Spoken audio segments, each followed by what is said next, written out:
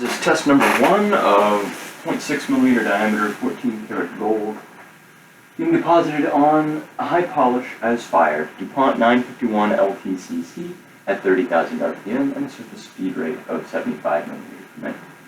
We are using an XZ feed ratio of 80, which corresponds to a plunge depth of 0.125 millimeters and total Z feed or total Y feed distance of 10 millimeters. Without further ado, I'm going to turn the spindle on and start the deposition.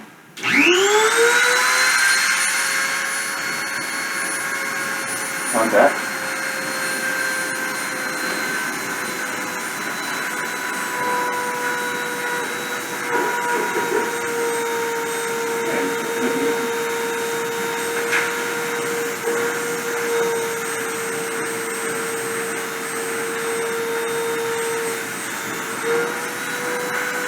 Spindle off.